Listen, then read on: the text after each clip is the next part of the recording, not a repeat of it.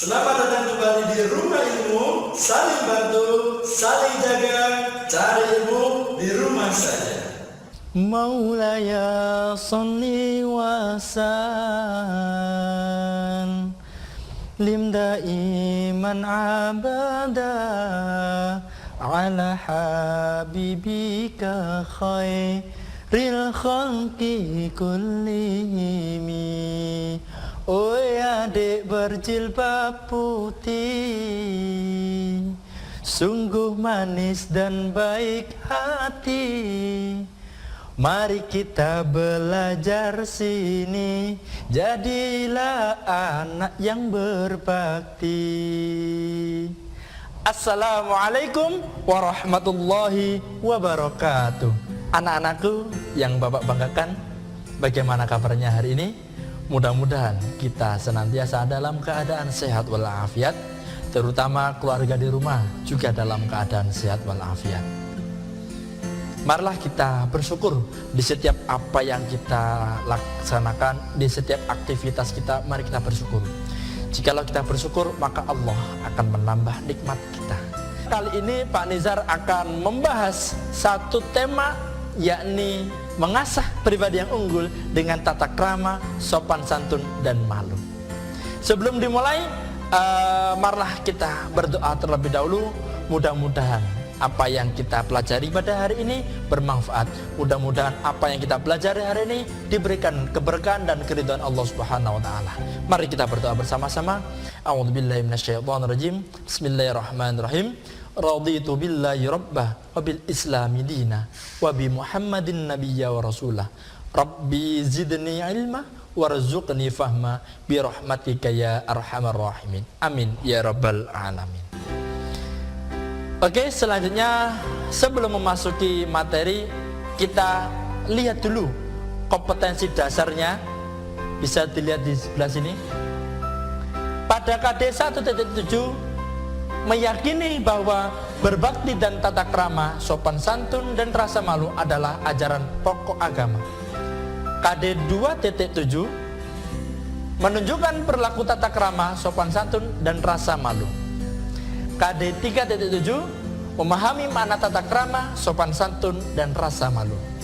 Dan yang terakhir, KD 4.7 menyajikan contoh perilaku tata krama, sopan santun, dan rasa malu. Itu tadi kompetensi dasar yang akan kita pelajari pada hari ini. Anak-anakku yang Bapak banggakan, sebelum kita mulai, pernahkah kita melihat orang yang mungkin tidak pernah menghargai orang lain? Orang semacam ini tidak dapat menempatkan diri dalam bergaul dalam kehidupan sehari-hari. Rasulullah SAW diutus di bumi, salah satu di antaranya yakni untuk memperbaiki akhlak. Innamal bu'itsu liutamima sholihal akhlak. Dan aku diutus untuk memperbaiki akhlak. Rasulullah sendiri juga sebagai suri tauladan yang baik. Laqad kana lakum fi rasulillahi uswatun hasanah. Sungguh ada pada diri Rasulullah suri tauladan yang terbaik. Kita lihat lingkungan sekitar, banyak orang yang berperilaku buruk dalam kehidupannya. Mereka melakukan dosa, melakukan maksiat tanpa rasa malu.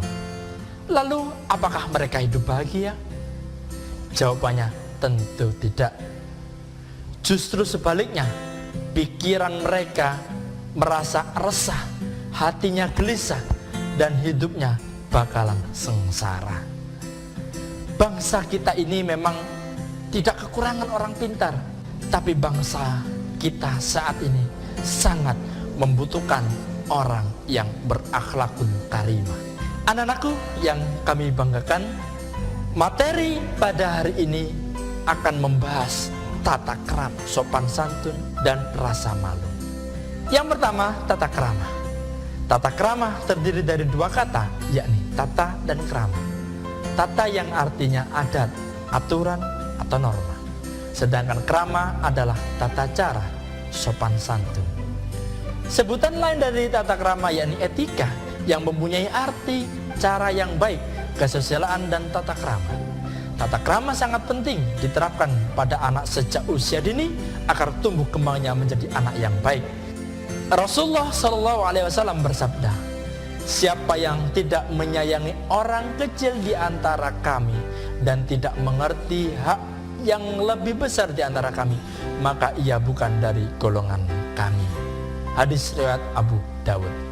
Bukalah mata di pagi hari, cuci muka, hilangkan kantuk. Rendah hatilah seperti padi, makin berisi makin menunduk.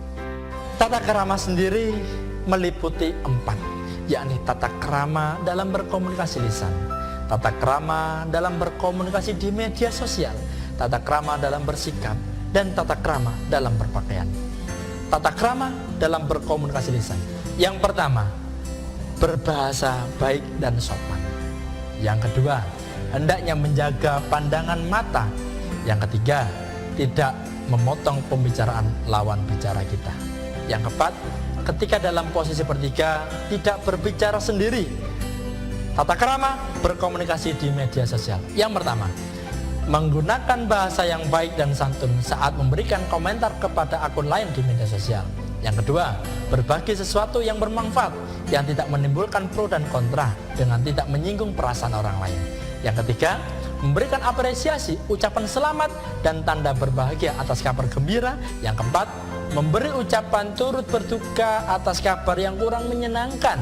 Maka dari itu, hendaklah dijaga setiap jari jemari kita, dijaga. Ini pun juga menggambarkan apa yang kita katakan. Hati-hati dengan jari-jarimu akan memasukkan Anda ke dalam api neraka. Na'udzubillah. Tata cara dalam bersikap. Yang pertama, jangan silangkan kaki dan tangan. Yang kedua, lakukan kontak mata dalam tempo yang singkat. Yang ketiga, buatlah jarak antara kedua kaki agar menunjukkan bahwa kita dalam keadaan yang nyaman dan percaya diri. Yang keempat, posisikan bahu dalam keadaan santai. Yang kelima, mengangguk kecil ketika lawan bicara sedang berbicara.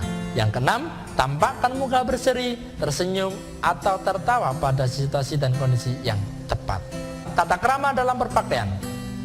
Sebagaimana dalam Quran surat Al-A'raf surat ke-7 ayat 26 yang artinya, hai anak Adam, sesungguhnya kami telah menurunkan kepadamu pakaian untuk menutupi auratmu dan pakaian yang indah untuk perhiasan, dan pakaian takwa itulah pakaian yang paling baik.